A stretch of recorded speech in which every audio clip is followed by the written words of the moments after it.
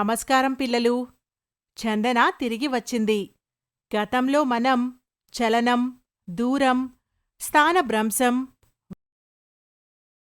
వేగం మరియు త్వరణం గురించి తెలుసుకున్నాము. ఇప్పుడు ఆలస్యం చేయకుండా త్వరణం, వేగవంతమైన చలన సమీకరణాలు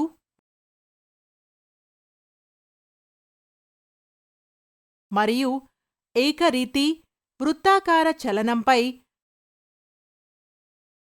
మరింత సమాచారాన్ని సేకరిద్దాం. దానికి ముందు అభ్యాస లక్ష్యాలపై దృష్టి పెడదాం. అభ్యాస ఫలితాలు. ఈ అంశాన్ని అధ్యయనం చేసిన తరువాత మీరు దీని గురించి తెలుసుకోవచ్చు.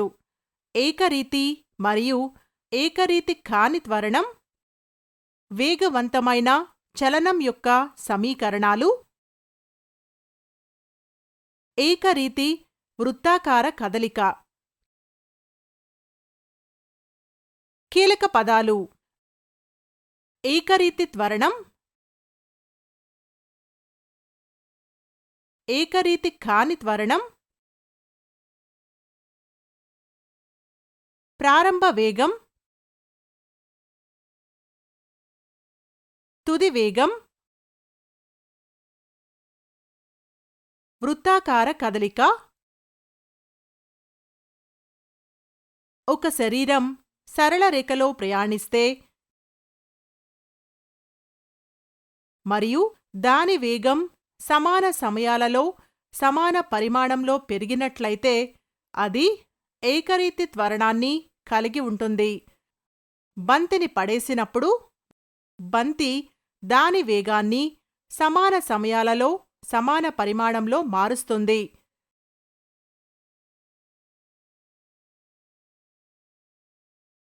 ఒక శరీరం దాని వేగం సమాన సమయ వ్యవధిలో అసమాన మొత్తంలో పెరిగితే అది ఏకరీతి కాని త్వరణాన్ని కలిగి ఉంటుంది. ట్రాఫిక్లో వాహనం యొక్క వేగం అదే సమయంలో అసమాన మొత్తంలో పెరుగుతుంది మరియు తగ్గుతుంది.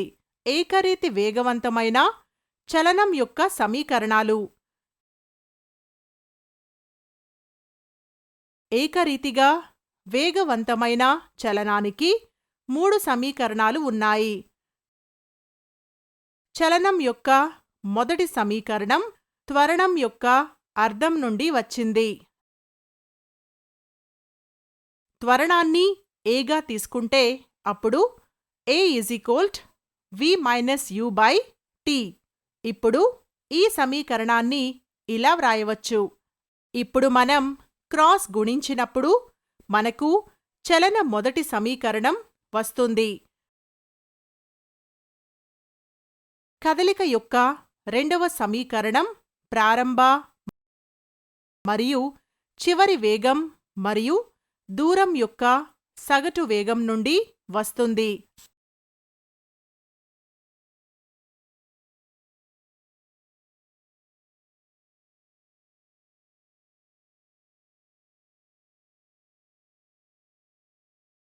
శరీరం కొంత ప్రారంభ వేగాన్ని కలిగి ఉంది. అది u అని అనుకుందాం. ఆపై శరీరం తన వేగాన్ని మార్చుకుంటుంది. శరీరం యొక్క ప్రారంభ వేగాన్ని వేగవంతం చేసిన తరువాత u మారుతుంది మరియు శరీరం ఇప్పుడు v అనే తుది వేగాన్ని కలిగి ఉంటుంది. కాబట్టి సగటు వేగం దీని ద్వారా ఇవ్వబడుతుంది. v+u/2 దాని దిశను మార్చకుండా ప్రయాణించే దూరాన్ని s మరియు పట్టే సమయం t అని అనుకోండి. అప్పుడు s కోసం ఫార్ములా ఇవ్వబడింది. ఇక్కడ తుది వేగం v స్థానంలో మనం చలనం యొక్క మొదటి సమీకరణాన్ని ఇలా ఉపయోగించవచ్చు.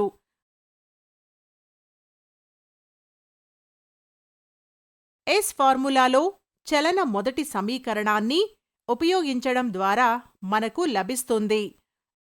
ఎస్ ఫార్ములా ఇప్పుడు అవుతుంది.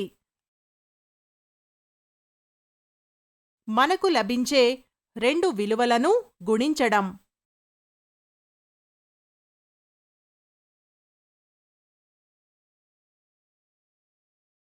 దానిని పరిష్కరించడం ద్వారా మనం చలనం యొక్క రెండవ సమీకరణాన్ని పొందుతాము.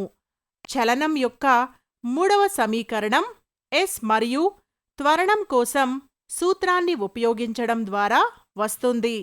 ఇప్పుడు ఈ సమీకరణాన్ని ఇలా వ్రాయవచ్చు.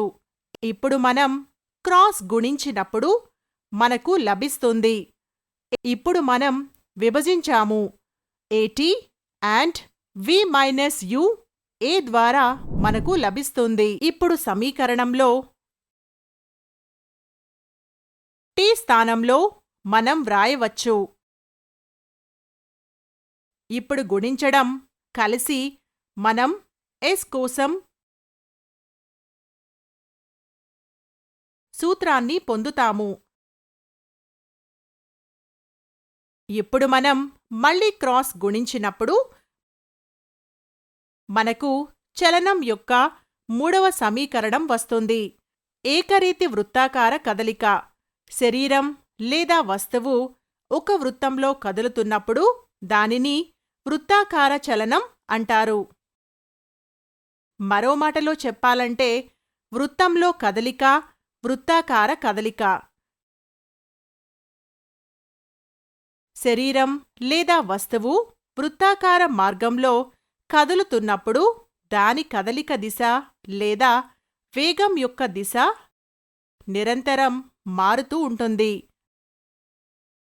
అదే వేగంతో సర్కిల్లోని కదలిక వేగవంతమైన కదలికకు ఉదాహరణ.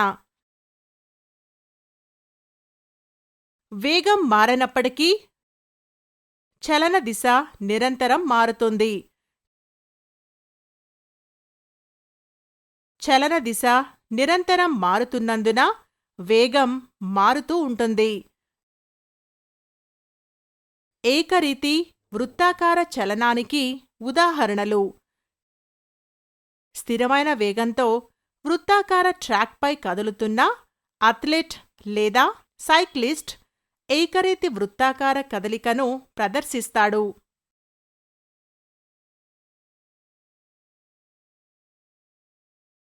శరీరం ఒక వృత్తాకార మార్గంలో ఒక రౌండ్ తీసుకున్నప్పుడు అది వృత్తాకార ట్రాక్ యొక్క దాని చుట్టుకొలతకి సమానమైన దూరాన్ని ప్రయాణిస్తుంది. వృత్తం యొక్క చుట్టుకొలత యొక్క పొడవు 2πr ద్వారా ఇవ్వబడుతుంది. ఇక్కడ r అనేది వృత్తాకార మార్గం యొక్క వ్యాసార్థం. వృత్తాకార మార్గంలో కదిలే శరీరం లేదా వస్తువు యొక్క వేగ సూత్రం ద్వారా ఇవ్వబడుతుంది. v = 2πr/t.